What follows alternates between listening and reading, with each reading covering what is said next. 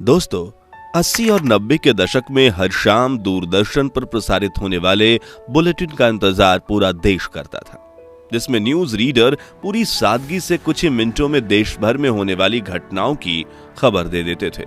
उस वक्त ना तो न्यूज को मसालेदार बनाने के लिए चीखने चिल्लाने की जरूरत पड़ती थी और ना ही छोटी सी बात का बतंगड़ बनाया जाता था। इसी दौर में कई न्यूज एंकर ऐसे आए जिन्होंने अपनी सादगी, सरलता और खूबसूरती से दर्शकों के दिलों पर अपनी खास जगह बना ली थी। और आज के इस वीडियो में दूरदर्शन के उन 10 सबसे मशहूर न्यूज एंकर्स की हम बात करेंगे, जिन्होंने न्यूज को अपनी जिम्मेदारी समझते हुए कई सालों तक दर्शकों तक देश दुनिया की सच्ची खबरें पहुंचाई थी। तो पूरा वीडियो जरूर देखिएगा, क्योंकि आज आपकी भूली बिसरी यादें ताजा होने वाली हैं। तो इस लिस्ट में सबसे पहले स्थान पर अपनी जगह बनाई है प्रतिमा पुरी ने।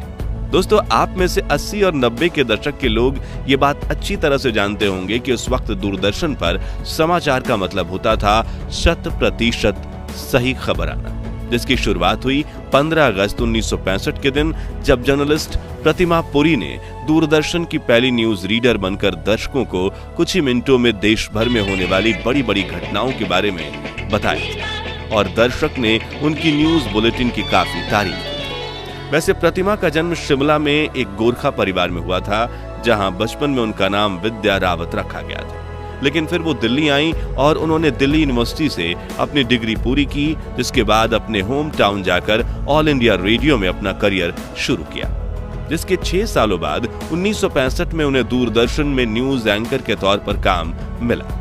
प्रतिमा जी को लोग उनकी सादगी, सरलता, मधुर आवाज की वजह से काफी पसंद करते थे। बुलेटिन के अलावा प्रतिमा ने कई एक्टर्स, पॉलिटिशियन और पहली बार स्पेस में जाने वाले एस्ट्रोनॉट यूरी गागरिन का भी इंटरव्यू लिया था। प्रतिमा जी अगले 2 सालों तक दूरदर्शन का चेहरा बनी रही, लेकिन फिर सन 1970 में उन्होंने रिटायरमेंट लेने का निर्णय लिया और दूरदर्शन ने उनकी रिप्लेसमेंट के तौर पर सलमा सुल्तान को अपनी न्यूज रीडर बनाया। सलमा सुल्तान अनोखे तरीके से पहनी साड़ी, बालों में लगा गुलाब और गालों में डिंपल के साथ मीठी आवाज दर्शकों के दिलों की धड़कन बढ़ा देती थी और उन्हें न्यूज रीड करता देख लोगों के चेहरे पर मुस्कुराहट आ जाती थी।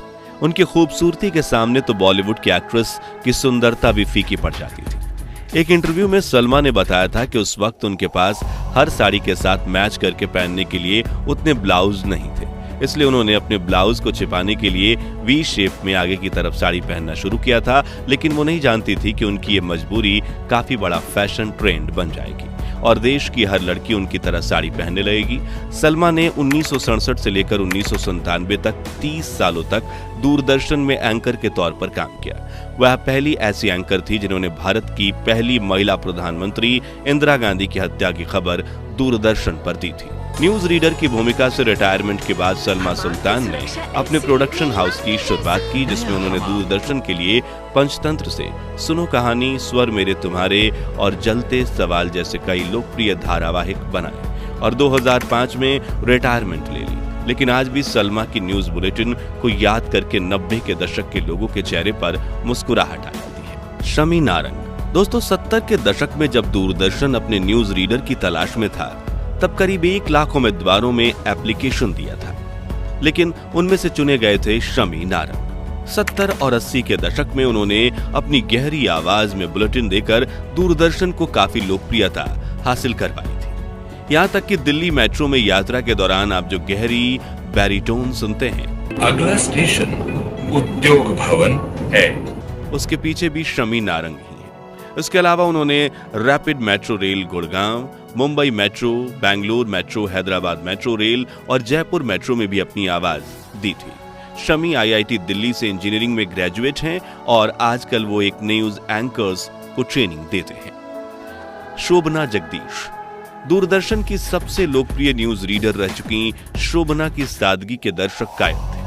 अपने बालों को बड़े करीने से जुड़े में बांधे हुए खूबसूरत साड़ी पहनकर शोभना रोज अपनी मधुर आवाज में समाचार बुलेटिन पढ़ती थी, जिसे देश भर के लोग सुनते थे। एक हल्की मुस्कान के साथ समाचार शुरू करना और उसी मुस्कान के साथ समाचार समाप्त करना शोभना जी की खास पहचान हुआ करती थी।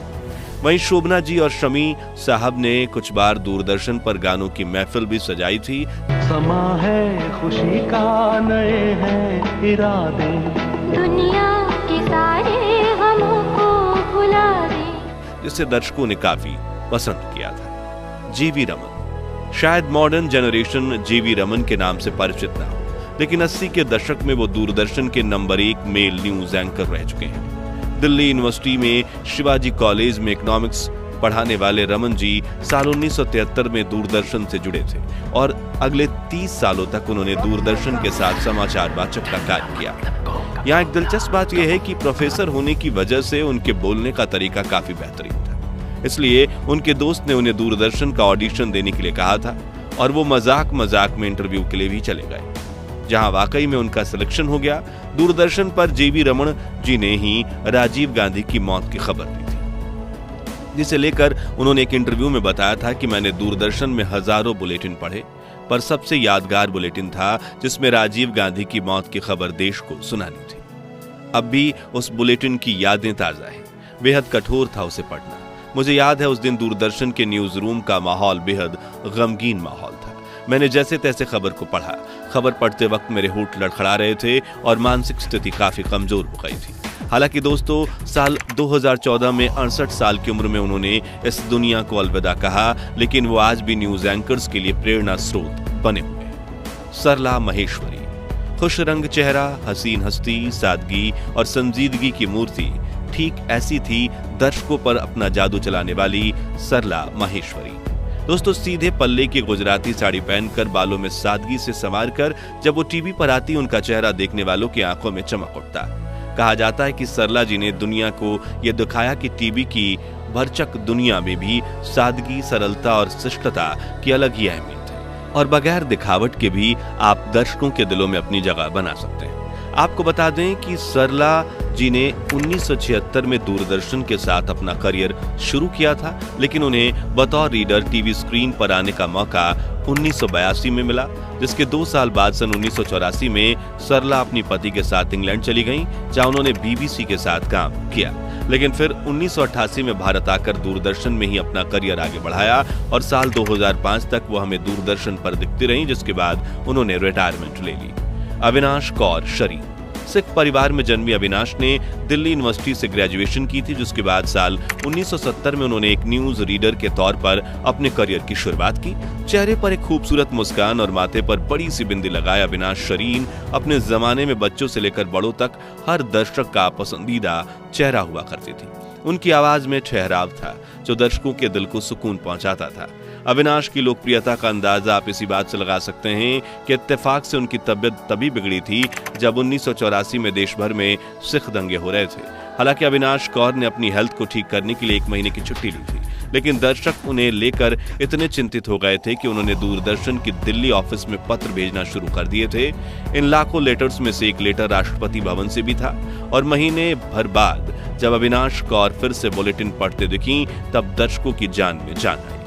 नीति रविंद्रन, दोस्तों 80 और 90 के दशक में दूरदर्शन पर जिस एंकर की आवाज का जादू चलता था वो थी नीति रविंद्रन। उनकी आवाज काफी अनोखी और मधुर थी। नीति ने ही 1997 में मदर टेरेसा की मृत्यु की न्यूज पेश की थी और विदेश मंत्रालय के लिए एक documentary 50 years of India's independence बनाई थी, जिसे इंटरनेशनल लेवल पर भी कई पुरस्कार मिले थे। रिनी सिमोन खन्ना, केरल में एक भारतीय वायुसेना अधिकारी के घर जन्मी रिनी सिमोन खन्ना अपने समय की प्रसिद्ध न्यूज रीडर थी, जिन्होंने 1985 से 2001 तक पूरे 16 साल तक दूरदर्शन के साथ काम किया।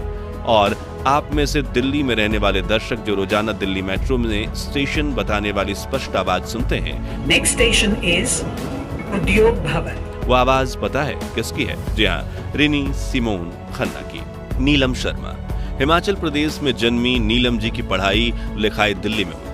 उन्होंने साल 1995 में दूरदर्शन के साथ अपने करियर की शुरुआत की थी और उन्हें उस समय की सबसे खूबसूरत लेडीज न्यूज एंकर के टाइटल से नवाजा जाता था।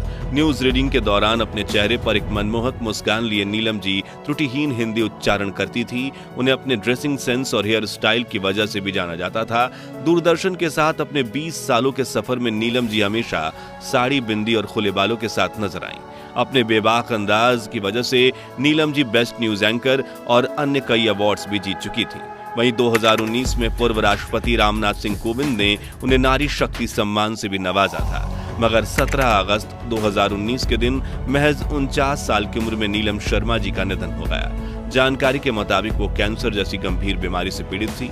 तो दोस्तों, 80 और 90 के दशक के इन लोकप्रिय न्यूज एंकर्स में से आपके पसंदीदा न्यूज रिपोर्टर कौन थे और अभी की न्यूज चैनल्स के मुकाबले दूरदर्शन समाचार की क्या खासियत थी? कमेंट्स में जरूर बताएं। इस वीडियो ने आपकी पुरानी यादें ताजा की हों तो इसे लाइक और शेयर करके 11,000 लाइक्स के लक्ष्य को हासिल करने में हमारी मदद कीजिए और ऐसे ही दिल छू लेने वाले वीडियोस के लिए इस चैनल को सब्सक्राइब करके पास वाली घंटी जरूर बजा दीजिए। जय हिंद, जय भारत।